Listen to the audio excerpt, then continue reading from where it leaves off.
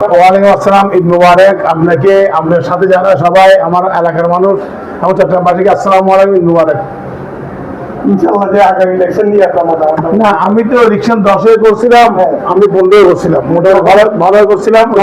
হাত ধরা কেউ ছিল না, ছিল না যখন, জি জি জি, যখন হাত ধরা ছিল না, আমাদের উপর চাপ দিছিল, নবীন আমার নাগাল না নিলে মারি ফেলতো, আমাদের খাবার পাড়া ছিল, এই পাড়া ছিল। আমি তো ত্যাগ স্বীকার করে আমি 10-এ ইলেকশন করছি এবং 15-এ ইলেকশন করছি।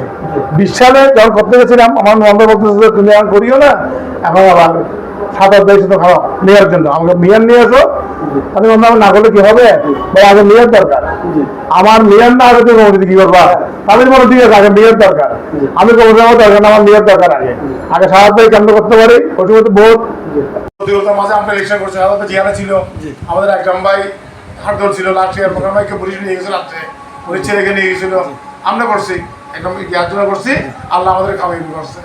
এখনো আগামী বার যদি ইলেকশন করে দেখি, আল্লাহ রহমতে বাঁচে থাকি, আল্লাহ করলে করবো, জনগণ চাইলে করবো, নইলে করবো না। আর ভোট কাকে দেবে এটা জনগণের ব্যাপার। আমাকে দোয়া করবার জন্য এটা আমি আহ্বান জানাবো আমার এলাকার মানুষকে, আমাকে দোয়া করবেন।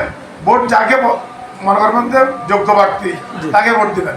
আমার বড় ভাই কৌশল ছিল, আমার ভাইয়ের দ্বারা আমি আছি, আমি যে মহল্লার আজকে 2বারের সেক্রেটারি, একবারের সভাপতি মহল্লার আজকে 12 বছর, একটু দোয়া করবেন। আমি মানুষ বলবো যে আমাকে ভোট দেওয়া